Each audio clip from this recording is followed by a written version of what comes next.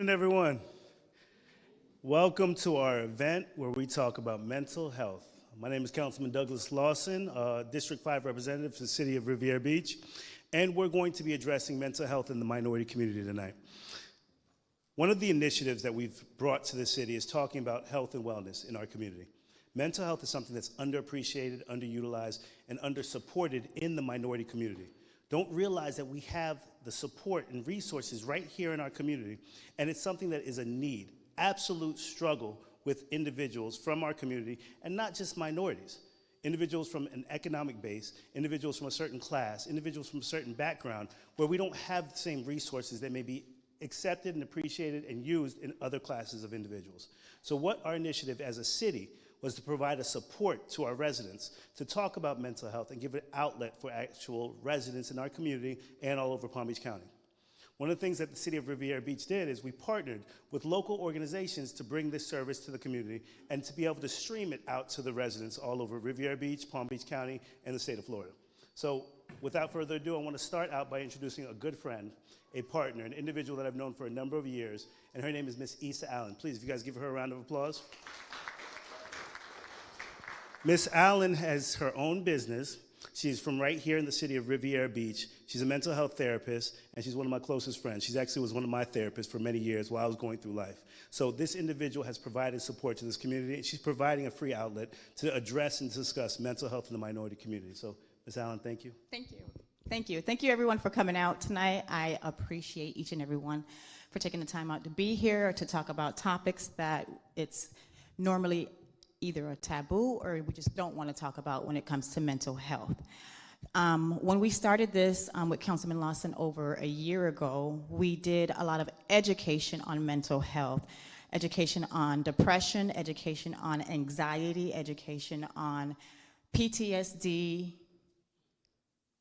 ADHD with children, and schizophrenia. Today, I want the goal to be a little bit different. I want to dig a little deeper into mental health on a regular basis, mental health on a day-to-day basis. When we talk about mental health, we only sometimes think that it's just for the crazies or just a person who is diagnosed with a disorder. We don't think about mental health as a day-to-day something that we have to kind of make sure that we are putting our best foot forward into having a positive mental health. Meaning, everyone who's living, breathing, everyone in this room has mental health. It is not simply for the crazies, or it's not simply for someone who is diagnosed, okay? Mental health is what we do with our mind, how we think. It's simply what we think, what we feel, how we act and react. Okay, when we are hurt, we all talk about our physical health. If we get sick, if we get hurt, in an accident, whatever it may be on a physical level, the first person we're calling is a doctor or going to the hospital to get ourselves taken care of. But who takes care of us when we're emotionally hurt? Who takes care of us when we are going through a divorce? Who takes care of us when we are going through a grieving process with either a parent or even the loss of a child? Who takes care of us when we are abused, when we have been dealing with childhood trauma, when we're dealing with domestic violence, and all that's taking a hit to our emotional well-being, right? And that's where tonight the goal is to just seek help when needed and to normalize the conversations of mental health, okay? So, one thing I just wanted to quickly fact check. We've been doing this for about 3 years, Ms. Allen. Time's flying, because we went through the entire pandemic discussing some of these concerns and issues that have dealt with and plagued our community. So in addition to that, our next goal to talk about in regards to mental health is also that support system. So in our community, what we've always done is we either have to sleep it off or pray it off. That's what we're always told. Go lay down, go pray about it, go talk to Jesus. That's been the concerns of how you've addressed mental health in our community. So those are some of the things that we focused on and addressed in the last 3 years just here in our city. Correct. I asked 3 local heavy hitters to come in here and just kind of discuss and share their story to their success, so to speak, because everybody likes to look at the positives or the end results of success, and they don't realize what it takes to get there. All the trials and tribulations you had to go through, all the challenges you had to go through, the sleepless nights, the whatever it is for that individual to get where they're going, it was not an easy road. You had to deal with either life, and that's what this is all about, learning how to cope with life while trying to improve a positive mental health, okay? And definitely to, again, normalize the conversations of mental health, meaning that it's a conversation that we shouldn't be, it's like a taboo, or a conversation that we shouldn't be ashamed to have with our, significant others, our children.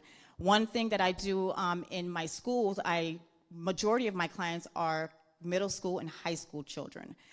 My kids, when I get to them and I teach them skills and techniques to improve themselves and self-development, and to teach them skills to go through life skills. I mean, I go through an array of things teaching them that the schools don't teach them.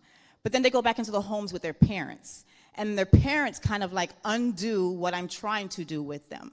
And it's like almost to the point to where the stigma is really so high, especially in our communities. So this event is partially as to why we're doing it, just to kind of, again, spread the awareness of mental health and provide that education for everyone. So without further ado, I would like my first guest, we call him here Big Mike, to come to the stage and to kind of give his story and share his story. And after every guest speaker, we're going to have a Q&A in the event you guys want to have a Q&A there, and then we'll also have one at the end too. So with that, Michael Johnson is a local entrepreneur from the community.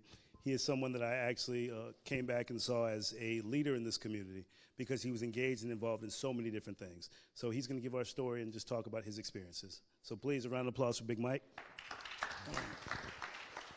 First of all, I want to thank you guys for inviting me out and share my story. But to be honest, it's so much that happened in my life. Been doing this business for 22 years, and I done seen it pretty much all, to be honest. But just to let you know, I'm going to just start from the last 4 years. I'll share that with you. So like, I just learned something just listening to Isa speak a while ago. She was just speaking about, like, mental health is not just a crazy person. So we deal with this stuff day to day. So in just a few seconds her speaking, I learned things just by listening just then, because I was dealing with something, I guess, I would say 2019. I was on a restaurant over in called Zara, and I was had so many issues there. I thought I had it under control, fighting the owner, trying to stay in business and invest a lot of money into the business. So, I kept saying, like, why this guy want to try to, I got a 10-year lease here, he want to just kick me out this location. So I was going through the same situation you spoke about right there, not even realizing. So I had to deal with it on my own. So I'm at the restaurant one day, so I'm telling Cynthia, like, my wife, like, come pick me up, I'm ready to go home. So I'm like, but something ain't right. So I'm like, what's something going on, man? I feel strong, but I'm like, something just not feeling right. Not realizing I'm stressed. But I think I got everything under control. So I like, look, taking her too long, I'm going to leave. But my spirit told me, you know what? Go to urgent care next door. So I took my time out there and went to urgent care next door. I tell the lady, I said, you know what? Check my blood pressure for me. She said, Mr. Johnson, your blood pressure is fine. I say, are you sure? She said, yeah, I'm sure. So I like, do me a favor, just check it again. So she checked it. Everything was still, the number was still great. So I was like, you never said nothing about my heart rate. So I realized my heart rate was elevated, and I had been stressing out, going to court, fighting this situation, not realizing that I was dealing with a situation I had no control of. So I should have been calling you then. But this long story short, I checked myself into the hospital 2019 and stayed there for Thanksgiving, and because the doctor didn't come in, so I had to stay there for an extra couple of days just to get myself on point. So I realized that, I'm going to take initiative to this right now. And that's what made me start working out. Because I wasn't taking care of me. I thought I had it under control, but I didn't. I wasn't focused on me.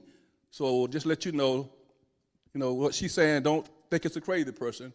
We need to talk to somebody. Go talk to somebody, because that's what took me through. And then if I have to do it again, all over again, I would do it. But just let you know, since I started that process is working on focus on me, the last 2-3 years have been the best years of my life. I mean, I'm at peace. I'm healthy.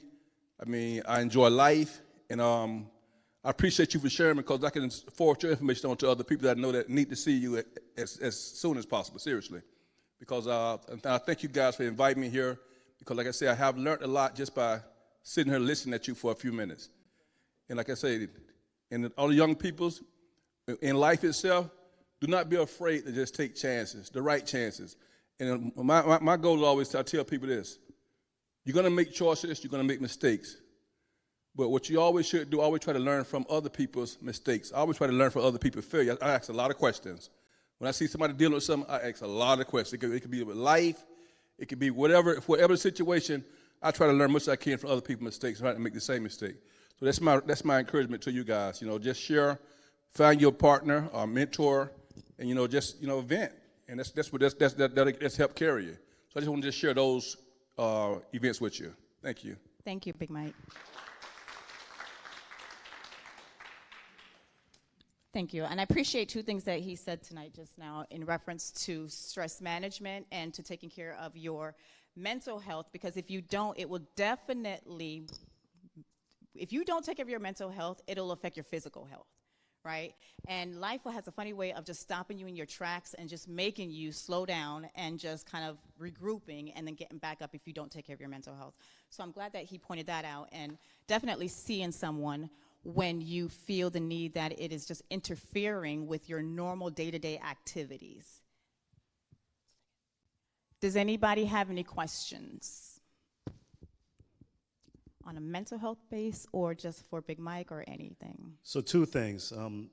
I want everybody to be interactive. I want you to be engaged and to discuss some of the things about mental health, mental wellness, because it's not just about here and now. It's not just about yourself. It's not just the people in this room.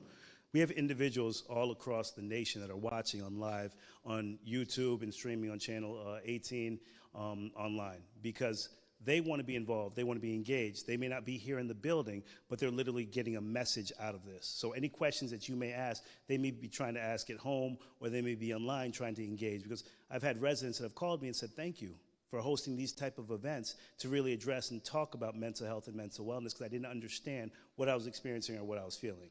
So if you guys have any questions, please, I want you to be interactive. I want you to ask the questions that you may have, and throughout the night, please don't hold back, okay? Mm-hmm.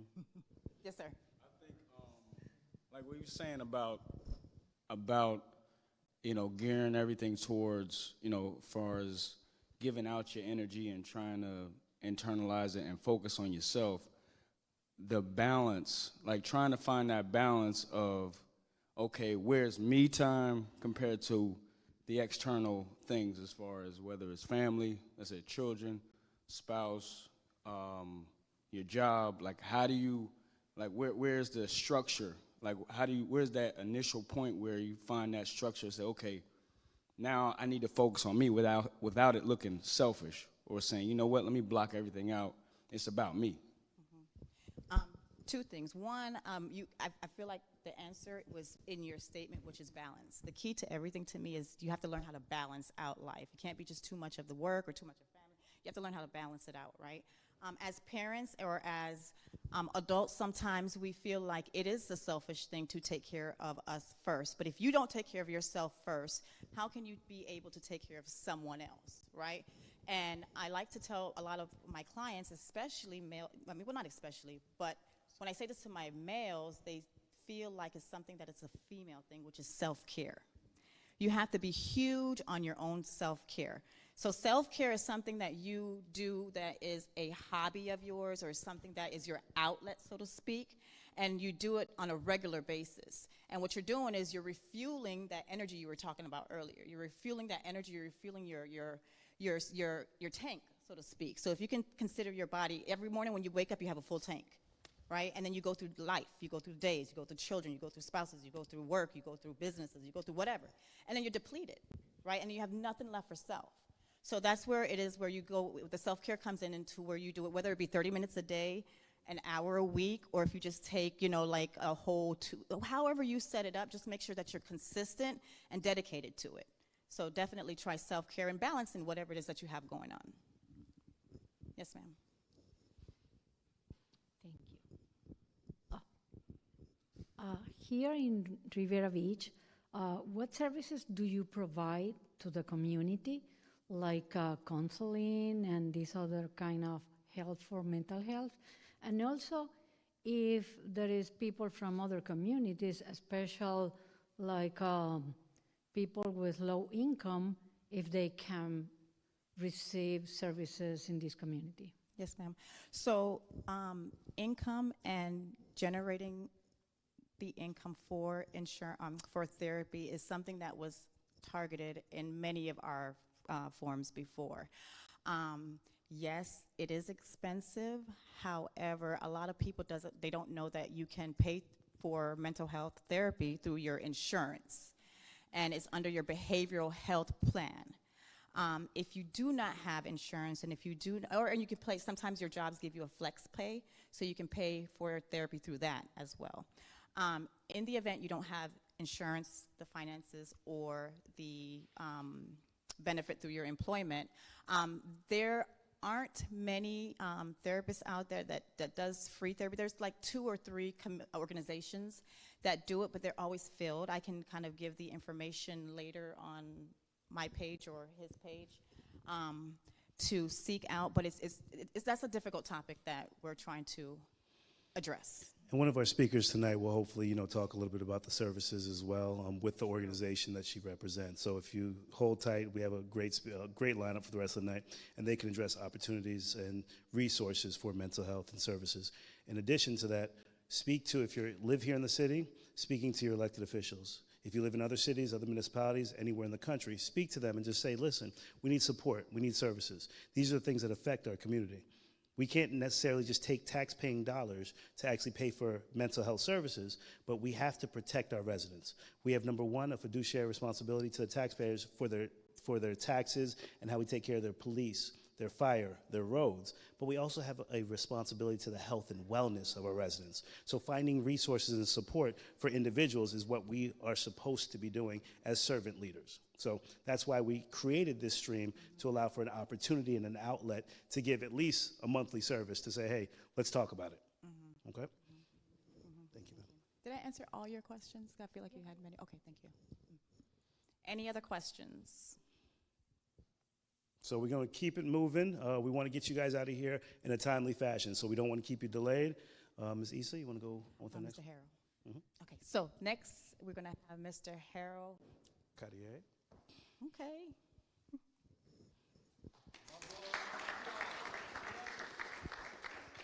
So this gentleman here is a free spirit, is the best way I can describe him. He is an amazing entrepreneur, businessman, leader in the community. And if you guys have ever driven past that water tank right in Riviera Beach, I'm honored that this council, this city, this mayor made a determination to allow for one of our hometown heroes to actually paint all the murals that are on the water tank right there on Blue Heron. So please give him a round of applause. So when you say that we have local heroes, local talent, this is one of our local heroes. He's an amazing inspiration to people in the community, and I'm honored that he actually chose to be here with us tonight. So, Brother Harold, thank you so much. Thank you for having me. Yeah, so my name is Harold. I'm born and raised, born and raised Riviera Beach. And yeah, basically, like, the whole reason that I'm doing this art to begin with is, it all started off, like, with Trayvon Martin. He passed away with, he got murdered with Skittles and a can of Arizona iced tea. And my kid, he really loved Skittles. So I was like,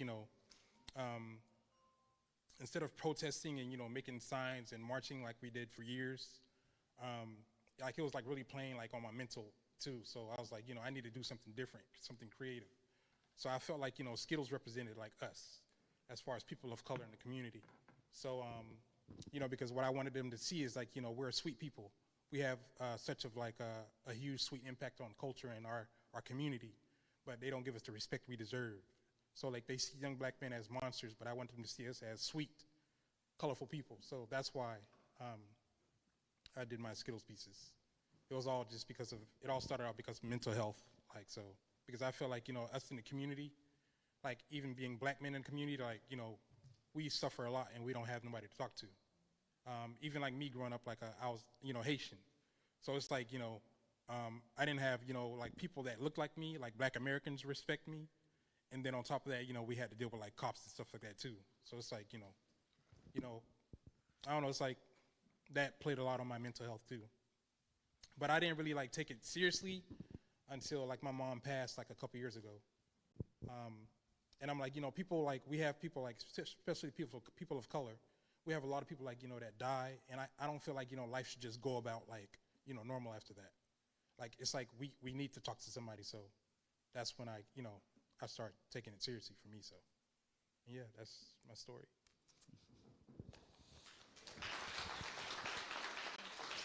So if anybody has any questions for Harold, if you may have seen, this is actually the newest piece. I was actually there for the reveal of his newest piece that he actually just brought out. This is the same mural that he actually painted on the water tank, and he used his infamous Skittles to actually create it. So if anybody had any questions for Harold. All right, Harold, thank you so much, brother. We appreciate it, and thank you for being here tonight.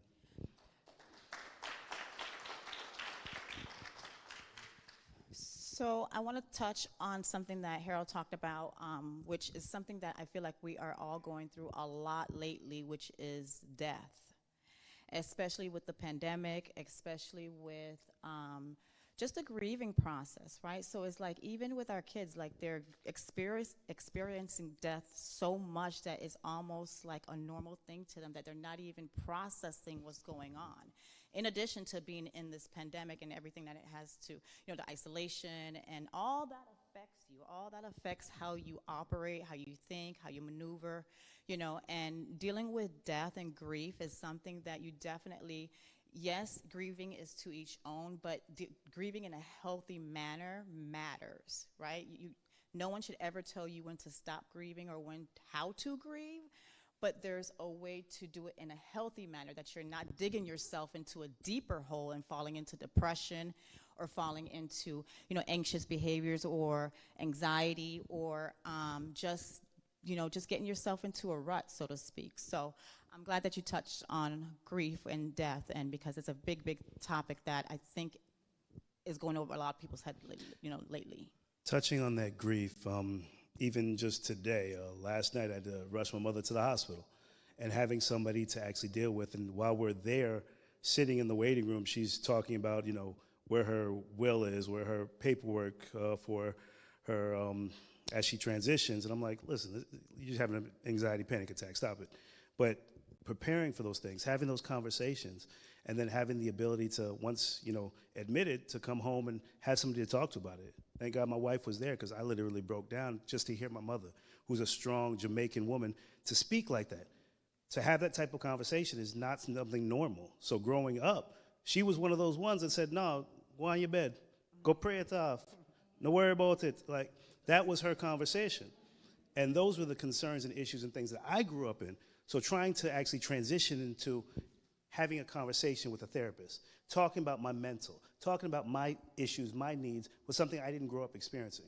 So it was a transition and a change. So dealing with the grief and understanding how to handle it and how to manage it is something that we all have to focus on. So. Any questions? You have a question over here? It's funny that you would talk about death. I was just talking about this about my family. In my lifetime, I experienced so many people dying. Like 1 year, we had family members dying every 2 to 3 months for a whole year and a month. And this week, got 2 funerals on one day. And I'm not going to either one, because I don't process it. Like, I don't like funerals when somebody died. To me, it's just like, okay, this is just normal for my family. Like, I don't have any feelings or an emotion when it comes to it. So I don't know if I'm suppressing it or if it's just like, okay, this is life. So many people done died. This is just like too many. So I don't even, when death comes, I just like, all right, okay. Well, I'm sorry that you are going through what you're going through in your family, and my condolences to you.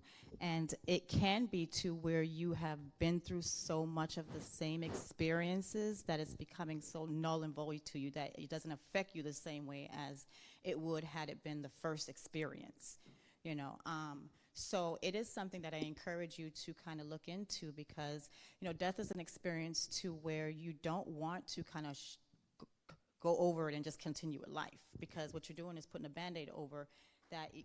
Even though you're saying that you don't have the emotion, you could be suppressing it, but then it's going to come out later on. You know what I'm saying? It's going to sit in your subconscious. Your subconscious and your conscious is a real thing. So understanding that feelings and emotions are the best thing that we can do to kind of learn how to manage it, learn how to deal with it, and feel. A lot of times we don't like to feel pain. We don't like to feel the negative parts of life. So we do whatever it takes to either go into our vice, whether it be drinking, smoking, sex, whatever it is that we don't want to kind of get to that feeling, that hurt part, that pain. But I do encourage people to kind of go through that process, just don't get stuck there.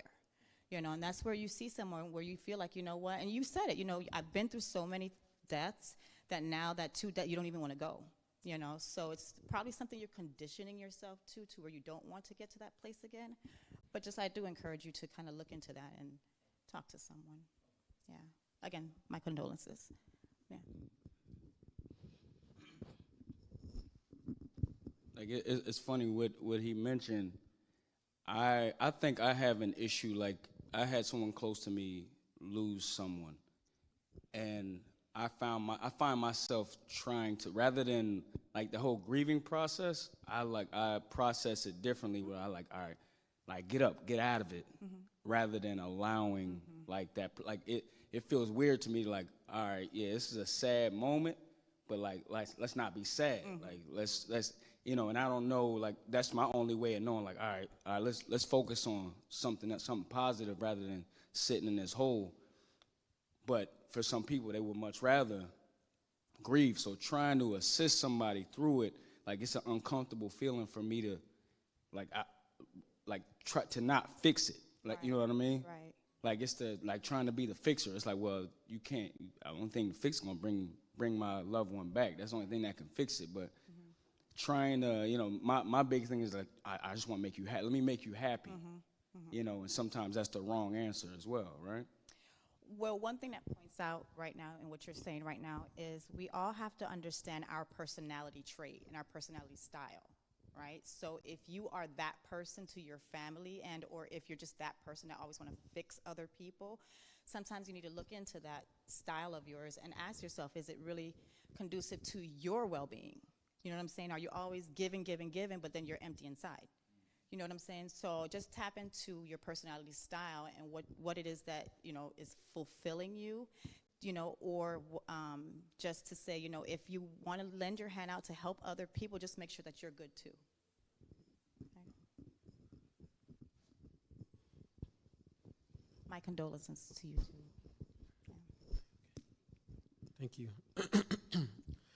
I could remember back in 2013 when my grandfather passed, and it was my first time kind of experiencing death, especially to somebody close in my family, and I felt really sad at that point in time, and a lot of my family members obviously were grieving as well, but I didn't know how to grieve at that point, and I felt like the world needed to stop because my grandpa died.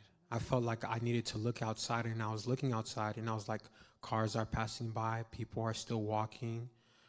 Like, why hasn't the world stopped?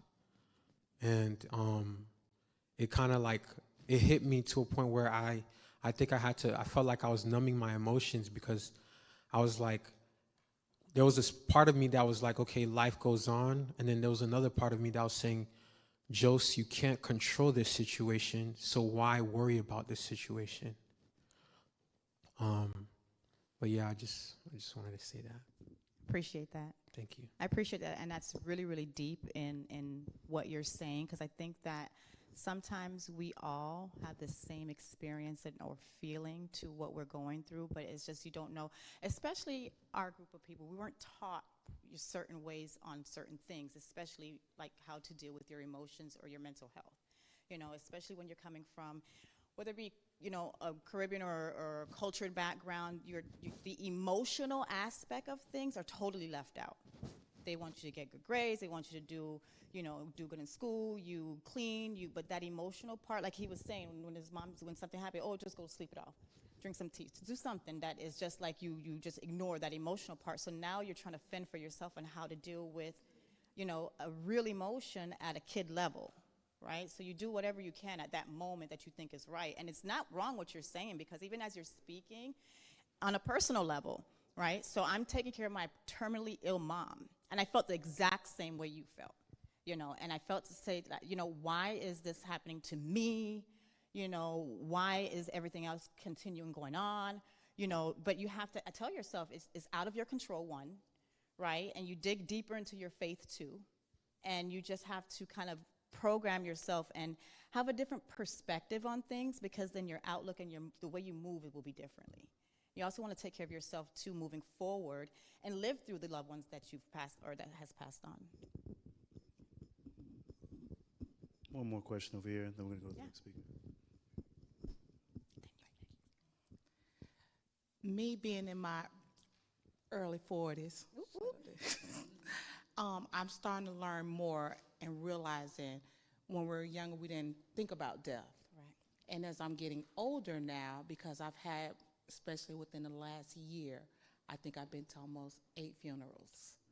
And it's not just because they might have passed of COVID, but because of health reasons.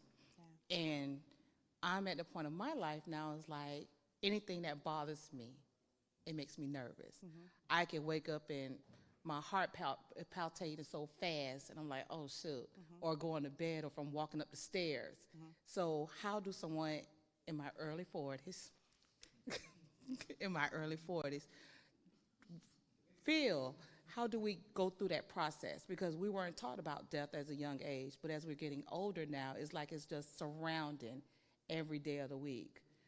So I love that you brought up this topic from your perspective, because what you're speaking of is anxiety.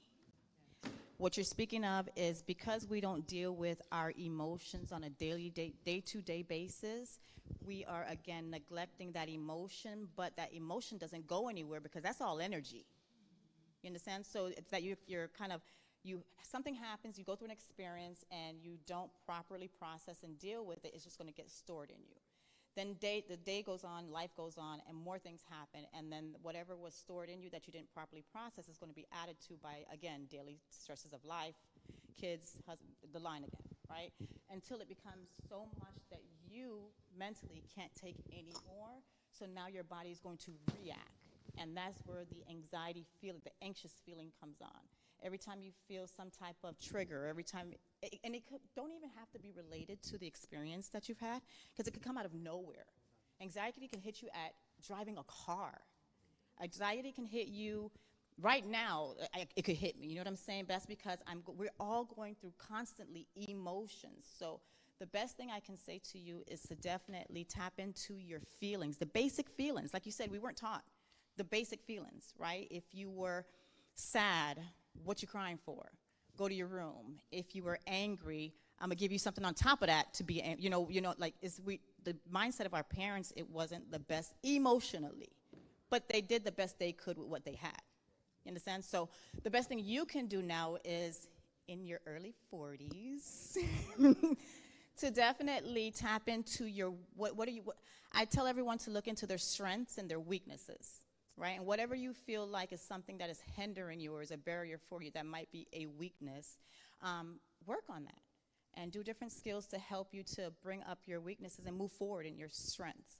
And definitely, like with every emotion, give yourself time to feel. Okay? Behind your Thank you. Okay, so I know that you mentioned that you are a middle school therapist, counselor. So on the other side, from a middle school standpoint, what are some coping skills you would recommend for someone to, I'm just gonna say, basically stop self-harm due to anxiety? Mm-hmm. What are some tools that you would recommend? Again, self-harm is something that a lot of our children are doing to transfer the feeling of pain, hurt, whatever emotional bandage they're going through. They don't know how to properly process it because, again, they have no one to talk to, right? And they're talking to friends that's going to give worse advice. So the best coping skills that I can get or say to them is to have them look into speaking to someone individually so that they can pour out all the emotional baggage that they're dealing with, so that they learn how to transfer that energy in a positive way versus transferring the pain and hurt to cut. Because when they cut, it's again, it's just that transference. So now when they don't even, sometimes their whole arms can be sliced, or they do it in their legs. Now they're getting to the point to where they notice that people are watching them, so they're doing it in ways that you can't see it, so to speak, so it's under their clothing. But again, it's that emotional cry for, something's wrong with me. I'm hurting, and no one's watching me. Nobody's seeing me. Nobody's talking to me. Nobody cares. You know, so I don't want to necessarily die, but I don't want to feel that pain. So that's where the cutting comes from. Yeah. Anybody else? I don't want it to be so down and gloomy in here. So let me just bring our next guest speaker, Miss Keisha Patrick. Please, everybody, let's give her a round of applause. Miss Keisha Patrick is a local entrepreneur, a business owner, multiple business owner, actually. And I was just so impressed with the different streams that she's been able to generate revenue from in regards to her salon, in regards to her YouTube channel, and just been able to be a mentor for women in the community and the things that she's done. So, Ms. Keisha, thank you so much for being here tonight. Hello. Hi. Give me a moment. I'm nervous. Well, I was born and raised in Belglade, Florida. My mom was murdered when I was 7 months. By the time I was 15, I was a parent. I was a convicted felon at the age of 18, and at 23, my father died. So statistically, the world had already counted me out. By the time I was in my late 20s, I was pretty much like a ticking time bomb. And it actually took me until like a couple years ago to actually go and seek help. And I was diagnosed. I know you said we weren't talking about mental health, but No. that kind of mental health. But I was diagnosed with PMDD. PMDD is premenstrual dysphoric disorder. It is not recognized, especially in the Black community, at all. A lot of people don't even realize that they have it. A lot of us are misdiagnosed as being bipolar or schizophrenic, and it's because it's cynical. Is that the right word? It only happens the onset of your cycle. But a lot of people, kind of they didn't understand. I didn't understand what was going on with me. And I honestly, once I got that help, and it was the best I ever feel. So any women in here, if you feel like, around your cycle, you are crazy, like, and I mean crazy. If you feel that way, I definitely would suggest getting help and getting diagnosed. And it's actually the best that I've been in a long time in the last few years. So. Very good. Thank you. Appreciate you. Listen, guys, this woman is such a strong, amazing woman. I've met her a few years ago.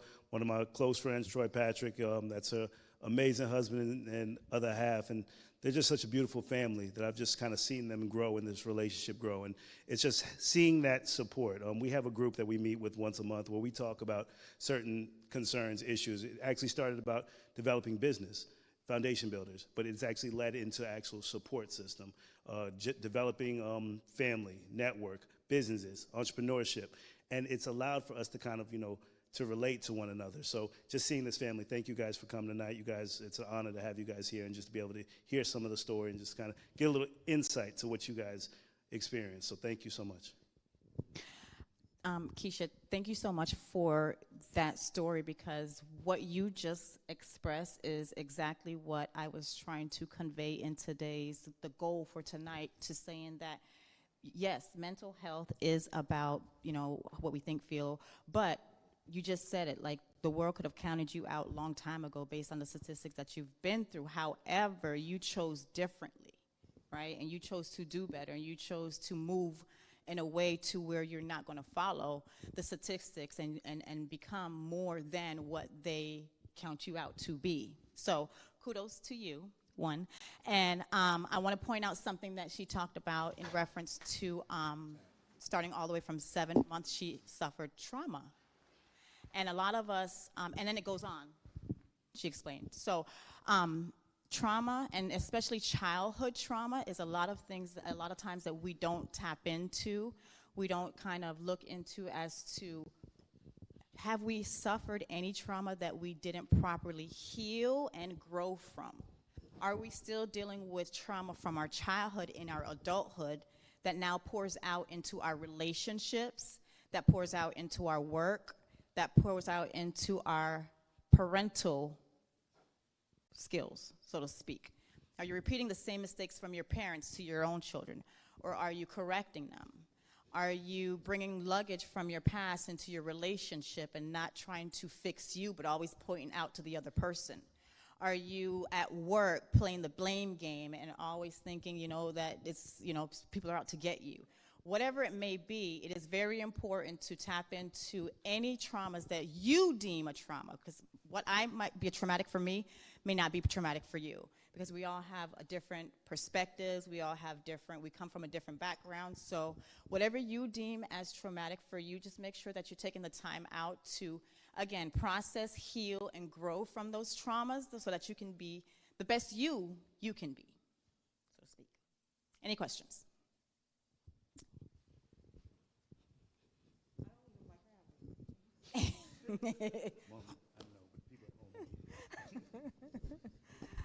I have a question. You was talking about trauma. Yes, ma'am. How long does it take to heal from trauma, and do you really heal from trauma? Because I was in trauma therapy for the last year. They just released me. I'm still in group trauma. Okay. But how do you heal from trauma? So do you heal from trauma? Yes. How long is dependent on you. And what was the last question? Did I answer? So, perfect. When you ever did something and then you realized to yourself, boy, if that was 2 years ago, I would have X, Y, and Z, but you don't have those same feelings or emotions that evoked anymore. That's when you know you've passed that period of that experience, so to speak. You know what I'm saying? So if you're still feeling the same feelings that you felt when the experience happened to you, it's not necessarily that you didn't heal, but you're still going through a process. It's all a process, and it's your timing. So my process is not the same for yours. So I don't ever give any one individual a time frame as to when you should heal, so to speak. But you got to do the work. The work is very important. You can't say I'm going to therapy, but at home when they give you a homework assignment or when they tell you to apply skills during the time you're triggered and you choose not to apply those skills, you choose to go back to the old you and be the same old person you want to be, that's not doing the work. So then you can't blame, or I'm not saying you individually, I'm just saying in general, you can't say that, I'm going to therapy but nothing's happening. You have to do the work. You have to definitely change your mindset towards it too. Because if you have the same mindset that you had when you were experiencing that trauma, you're still going to be stuck there. You understand? So definitely changing your mindset on things, having a more positive outlook, learning to forgive is a huge thing. I'm moving past that because we have a lot of people like, why should I forgive them? They hurt me. They need to pay. Forgiveness is not for them, and I know we say it all the time. It's not like I don't feel like I'm saying it's like cliche right now, but it's really not for the other person. It's truly for you to move past that pain so you can live a better life that's destined for you. Yeah. Any other questions?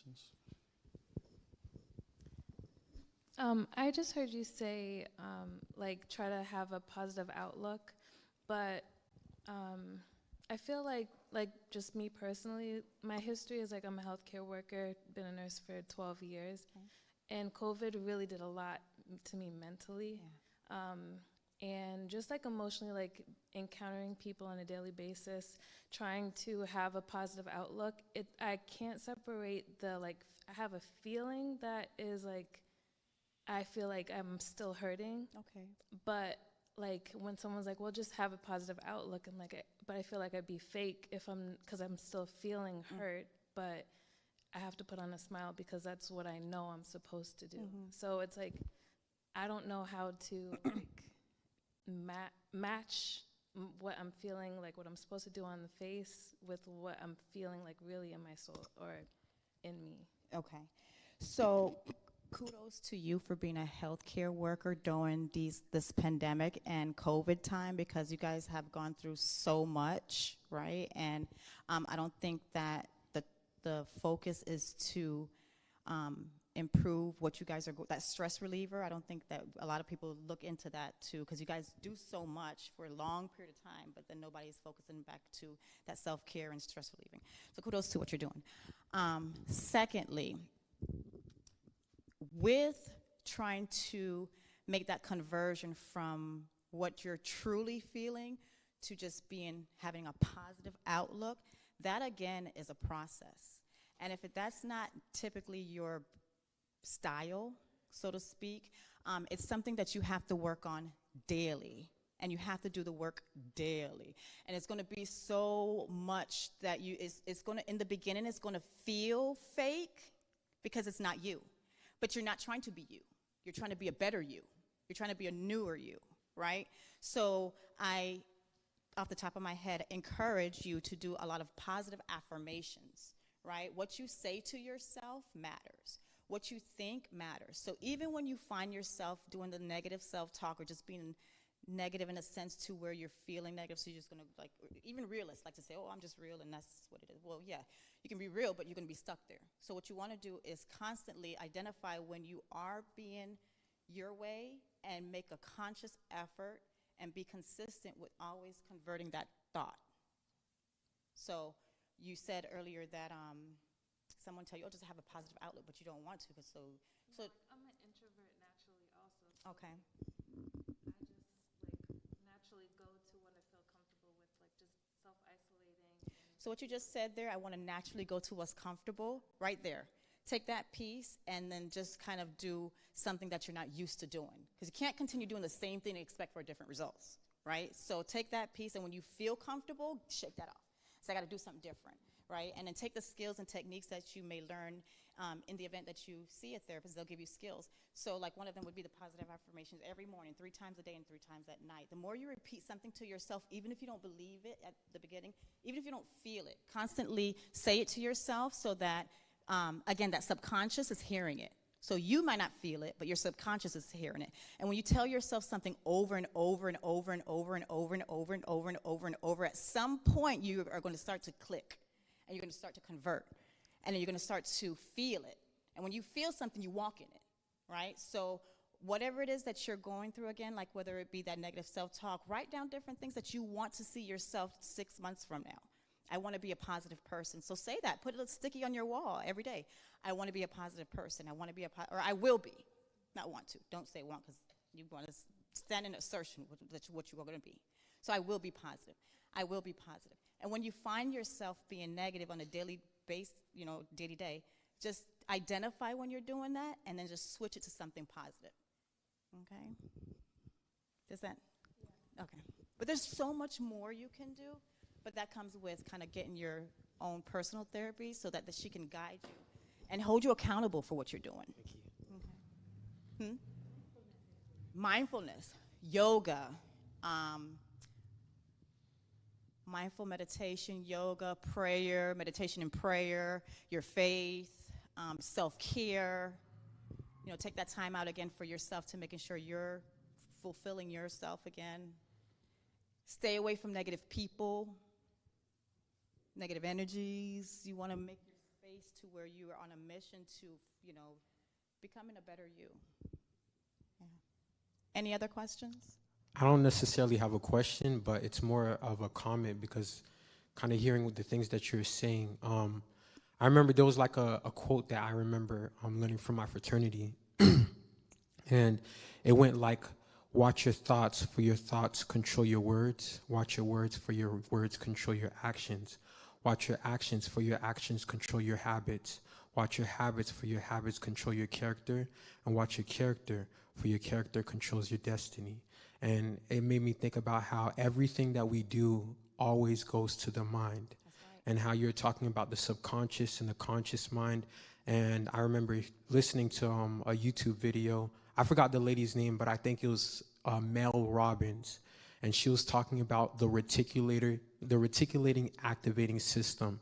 It's something that oftentimes why we have social biases is because when we kind of like when we were born in this world, we took on a lot of the culture and, you know, everything that we learned from our parents, and not necessarily all the things that we learned is necessarily good, but I remember there was a point where I had to do some, you know, inner working in myself, and I had to learn what is my attachment style, what is my love language, how do I cope with my emotions.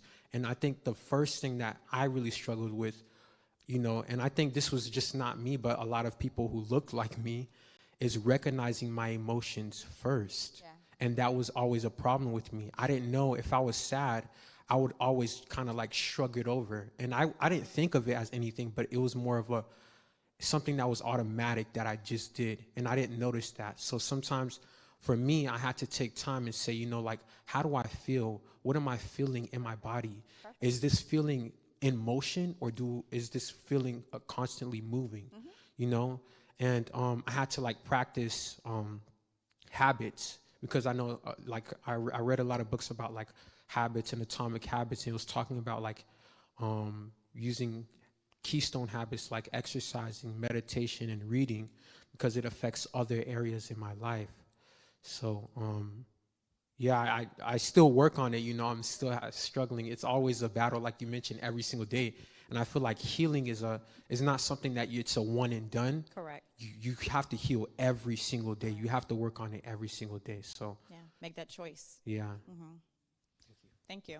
And that is one thing that he learned being a member of the greatest fraternity in the world, Phi Beta Sigma Fraternity Incorporated. Blue Phi, my brother.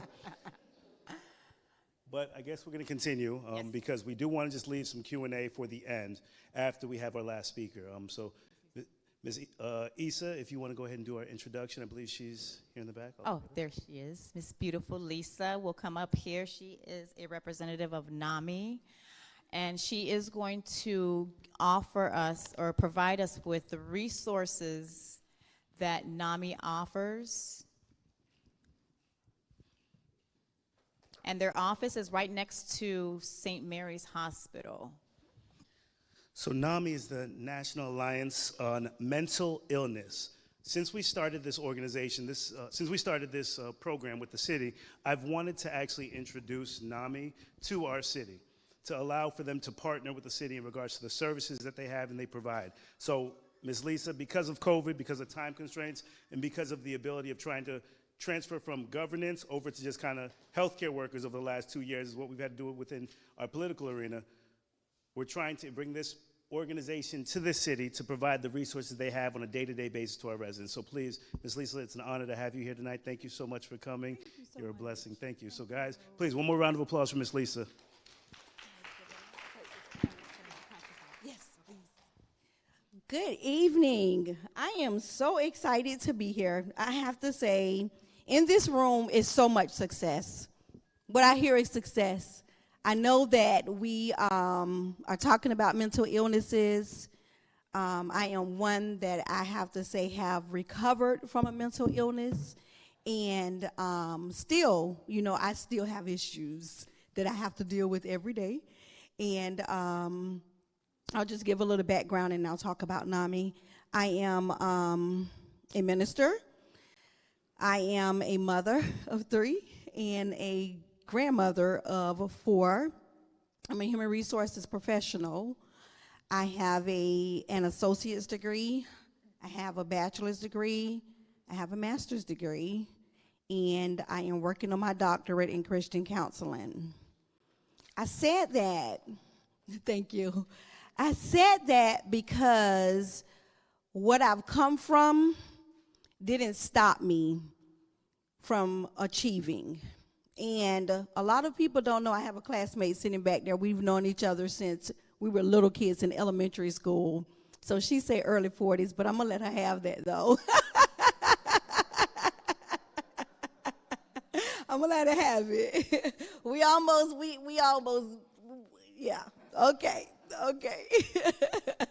But anyway, I come through a lot of trauma. So it was a lot of trauma from my mom as a child, and I didn't have my father in my life, and my mom hated my father. So she took it out on me as a child. I was molested at 5 years old. Between the ages of 5 and 7, I was molested by my stepfather and my stepbrothers. And I held all of this in until a few years ago. My mom thought she was a werewolf. I mean, honestly. So I'll share just a little of that, and, would attack me and just a lot going on. So I lived a double life. We grew up in the church. We used to sing when we were little.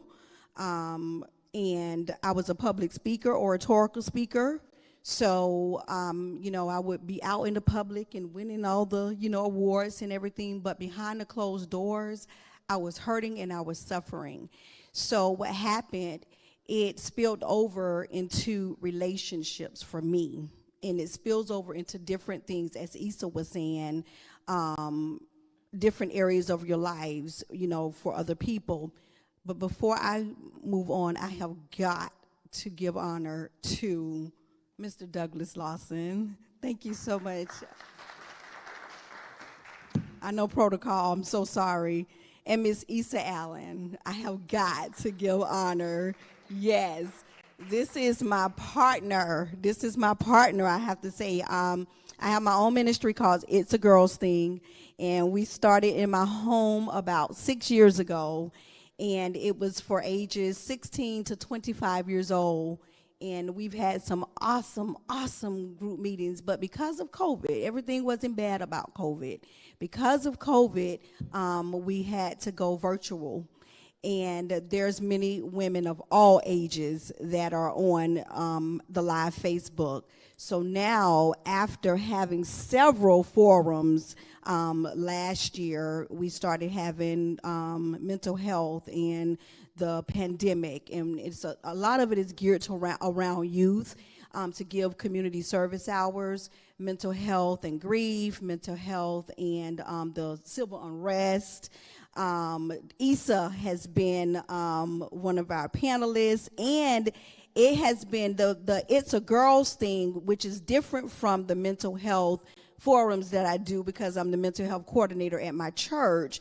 It's a Girls Thing has now become an intimate moment. So we have our It's a Girls Thing on live Facebook, but then we have an intimate moment where Issa is there, and she gives of her time just to talk to these young ladies, and it's awesome. So thank you. So I wanted to just give a little background because there's a reason why I'm involved in NAMI. I found myself lost, and I didn't understand that little girl Lisa was living it was little girl Lisa living all the years that until I was like maybe in my, I would say maybe 40 years old, when I really reached out for counseling and help.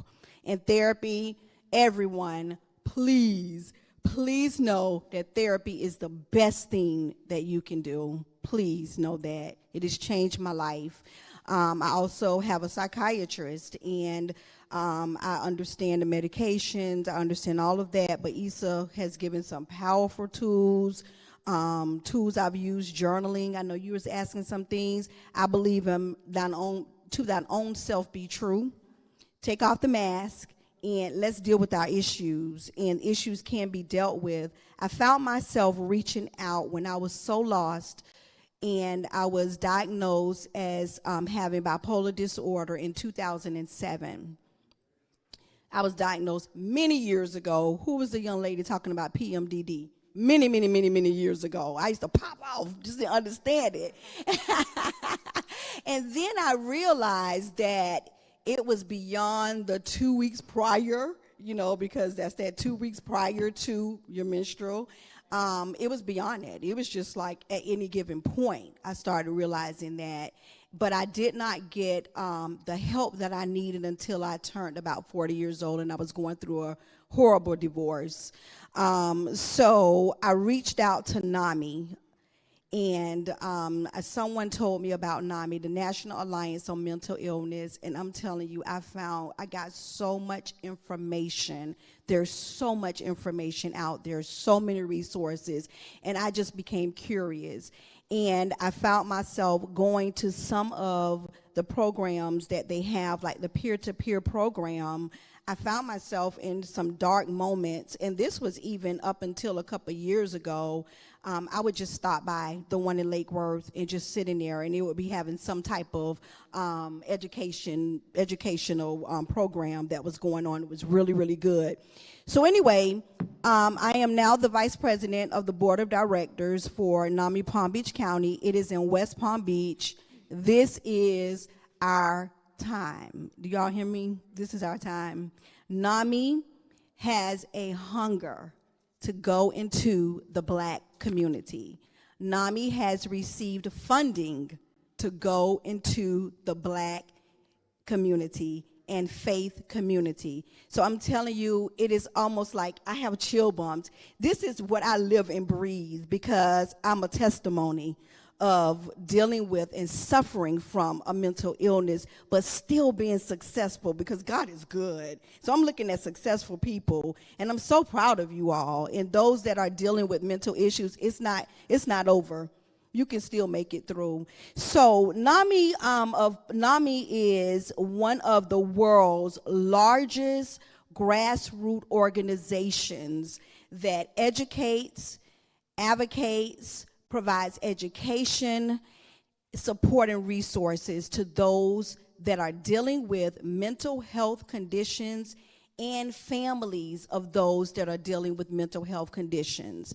Now, Nami is a little unique. Those that work with Nami, that are on the board, you have to have a lived experience to be like pretty much an employee and on the board of Nami.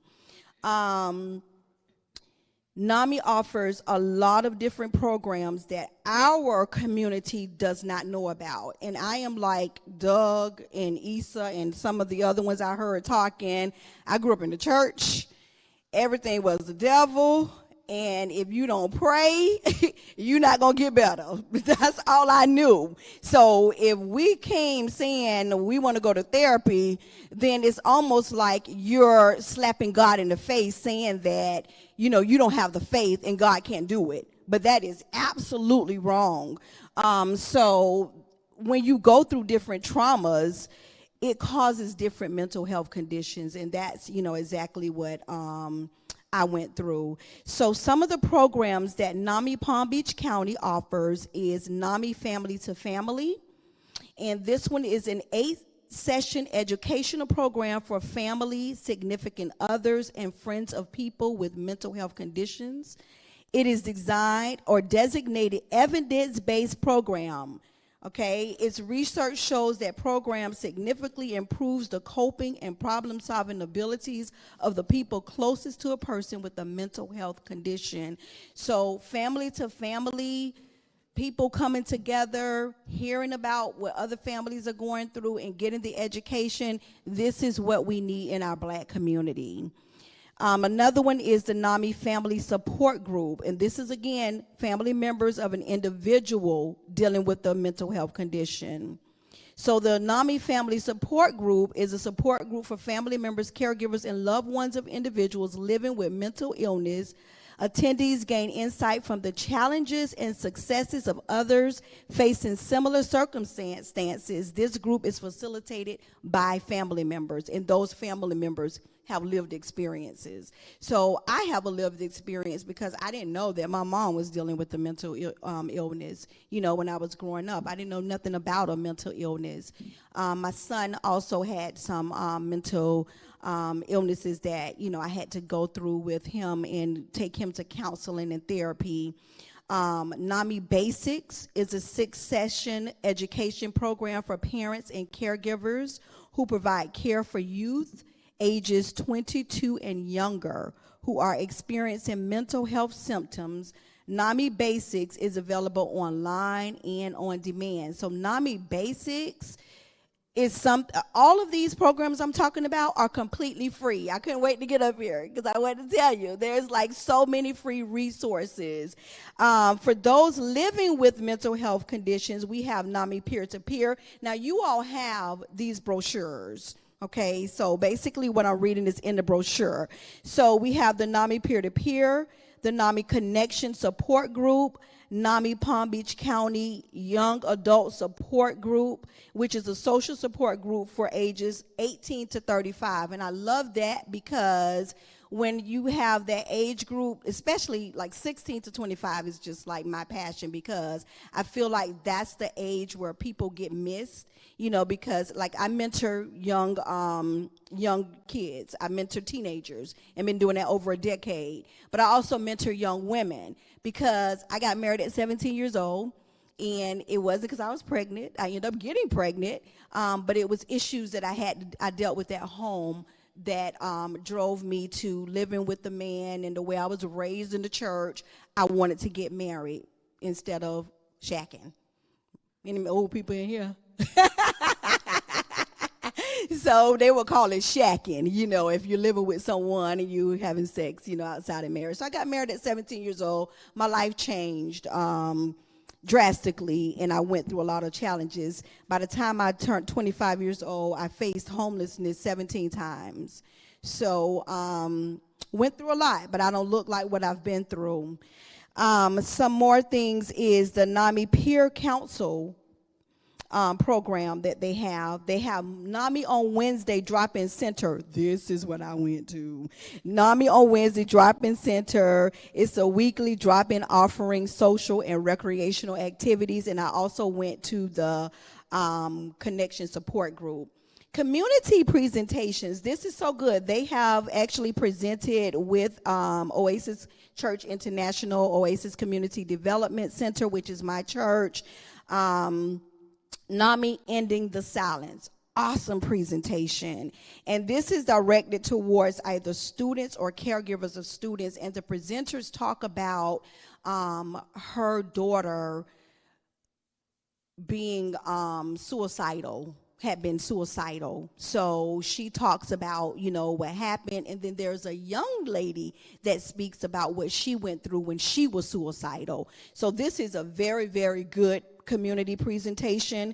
Another one is Nami in Our Own Voice.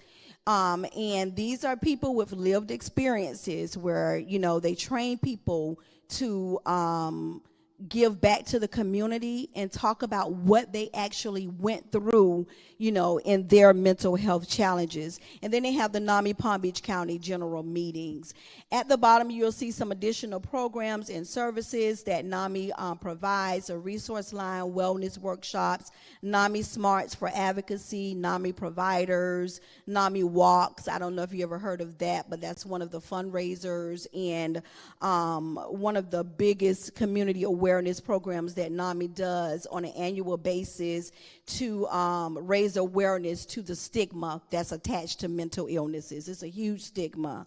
So what I have passed out is this brochure, and Nami was so happy to give it out. And I've also passed out a newsletter. On the back of the brochure, you can see how you can become a member of Nami. I am a member of Nami, and I've been a member of Nami for about 4 years now. Also, I have some very good news for you. Nami has received a grant for, hopefully, an African American diversity and inclusion coordinator. The pay is $50,000 a year.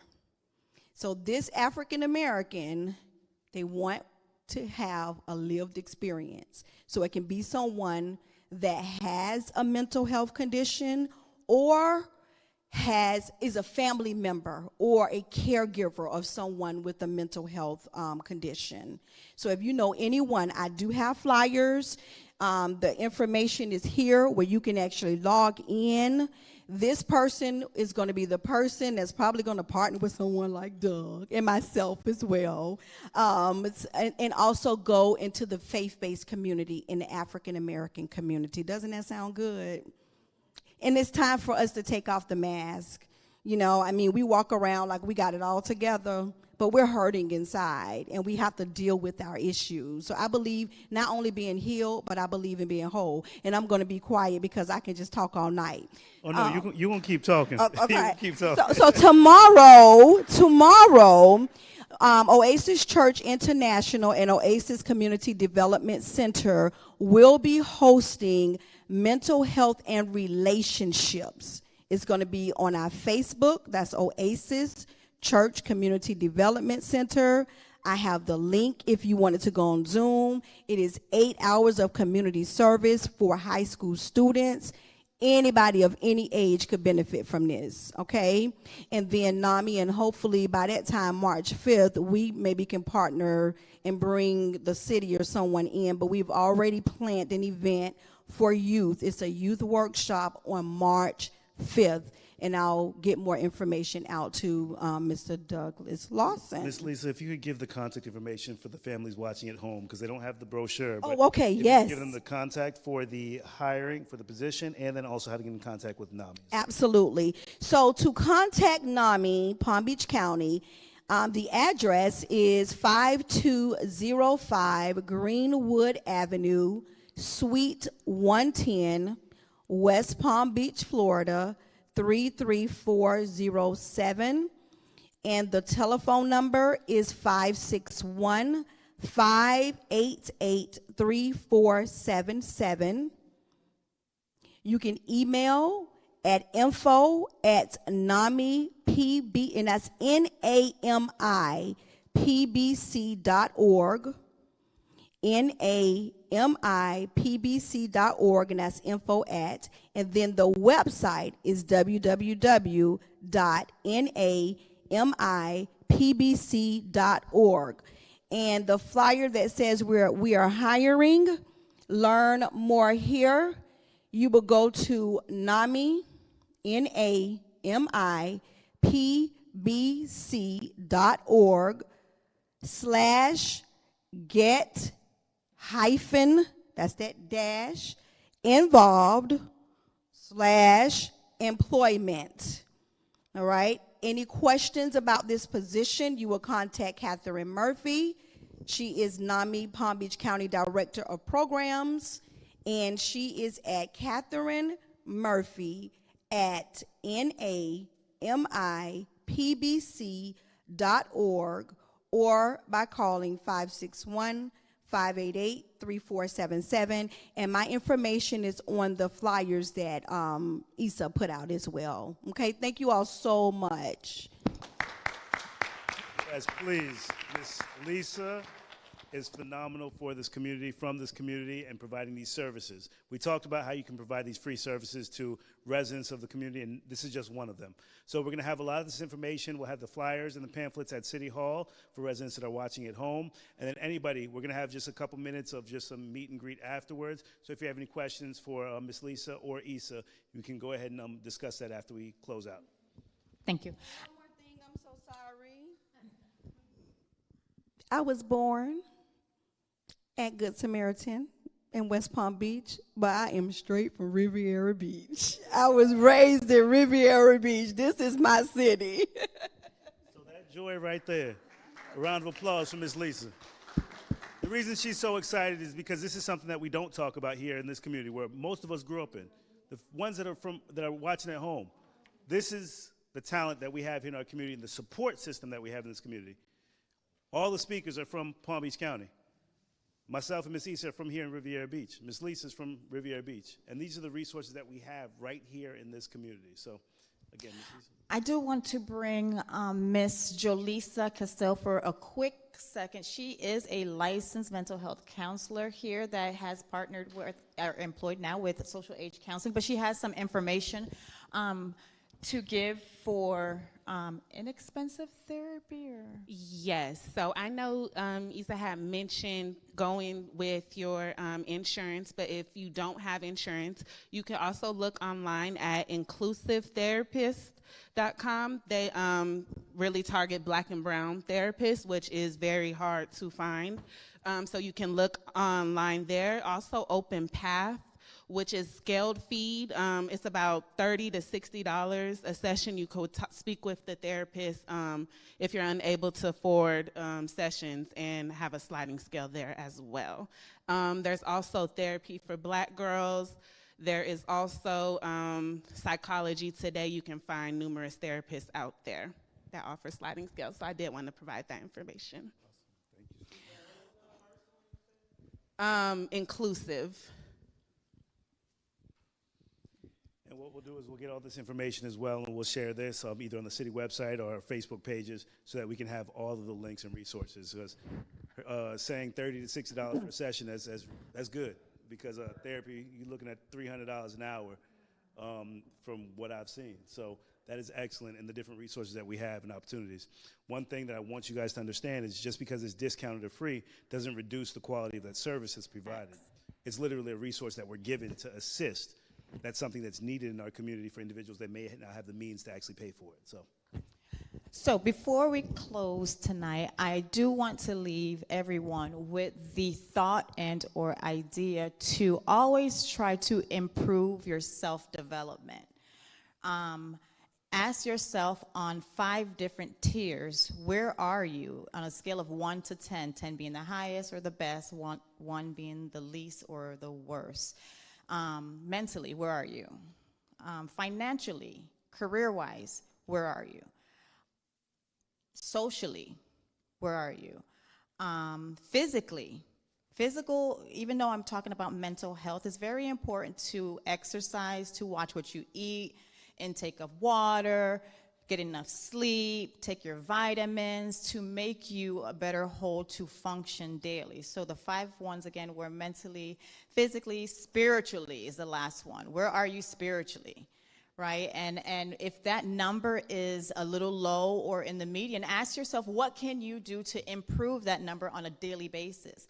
What can you do to, be more mentally sound or a positive mental health? Again, tapping into your strengths and your weaknesses and moving forward in your strengths, and then trying to learn different skills and techniques to bring up your weaknesses to helping you be a better person.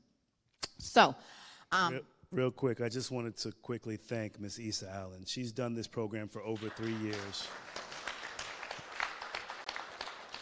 She's never asked for $1 to do this. She's always asked when we can do the next one, when we can provide this service and support, when can we provide this outlet to our community. So thank you, Issa. Thank you. I thank you, and thank you, because in all honesty, mental health, like I said in the beginning, is something that a lot of people don't like to touch on, a lot of people don't like to talk about. And when I brought the idea to Councilman Lawson, he, without a doubt, put it on his agenda. And he didn't blink an eye. He didn't worry about all the hiccups backlashes that was going to come onto him. And we have improved in so many areas in the communities. Like he said, he's gotten a lot of emails, calls, and or information from the community saying how it has helped them into building themselves up, personally, community-wise, in their household, whatever it may be. So, I adore the fact that you guys are here with me now, but there are so many people watching online, and every time we do this, it does help someone. Even they contact me, and they kind of express how it has helped them. So I do thank you as well for giving me this opportunity on your platform to kind of do what I do. Thank you. My guest speakers, thank you, Keisha, Harold, Big Mike left. I really, really appreciate it, because I'm not your typical textbook therapist in a sense to where I like to really keep it realistic and real with my clients. And the reason for bringing out, again, like I call them the local heavy hitters, is to understand that we all have a story. We all started from somewhere. We all have our own kind of path to where making better decisions, improving yourself helps you to be a better person.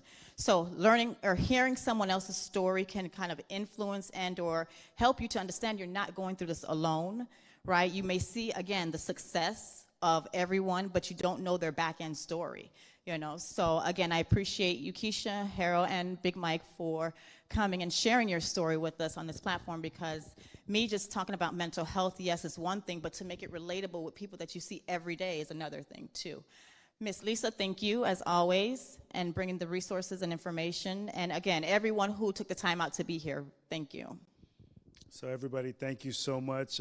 Thank the City of Riviera Beach for allowing us to continue to give this platform to our residents, and everybody took the time to be here, everybody that's out there. The staff, our workers, we're gonna go ahead and do a picture with the entire group afterwards, just so that we can kind of showcase what we're doing and what we're gonna continue to do. I wanna give a special announcement and shout out to one of the hardest working men here in the city, Mr. Javaris Jackson. Thank you for the support and help. He actually he's been the one that's just been kind of the engine behind a lot of these events that the city has been hosting. So he is just somebody that has worked with me for the last 3 years, and I just want to thank him for the work that he continues to do for this community. So thank you, Mr. Jackson. And? Real quick. All right, so hi everybody. Two things. One, I just need about 4 of y'all at the end just to give a quick testimonial about the event today. And the second thing is that I did not come to ask to do this, but my name is Caleb Wesco. I'm a motivational speaker here in Palm Beach County. Issa said give you guys a quick 2 minutes, so give y'all a quick 2 minutes. Due to mental health being such a outstanding topic today, I want you guys to understand that in 2022, it's time for you to be 2 times the person that you were last year. 2 times stronger, 2 times wiser, 2 times better, and 2 times more determined than ever to take your mental health to the next level. Yes, we go through struggles. Yes, we go through tests. Yes, we go through trials. But during those moments, fear comes in those moments. But fear is sometimes false evidence appearing real. And many times when we go through our down moments in mental health, it takes away our peace. But what is peace?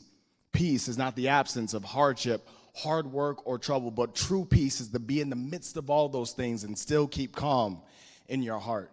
For each one of you here, you have to want to go to the next level. You have to want to have an outstanding mindset about what's going to happen, the good things that will happen for your 2022. And with that, have this in mind. If you want a thing bad enough, to go out and fight for it, to work day and night for it, to give up your time, your peace, and your sleep for it.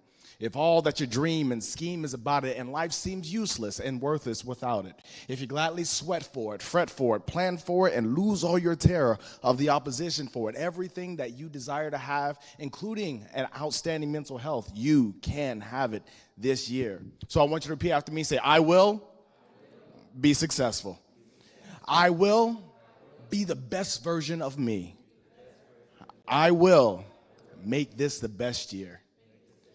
Each one of you have potential. Each one of you are capable. Each one of you are here for a reason. There's a quote that says this: you have survived 100% of your bad days. You're doing great.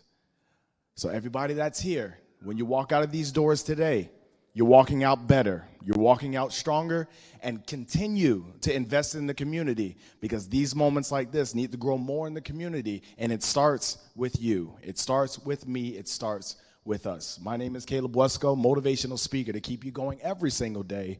Let's get motivated. Woo, woo! Thank you. And with that, we drop the mic. Have a great night, guys. We can continue the fellowship. Let's take a picture. Good night.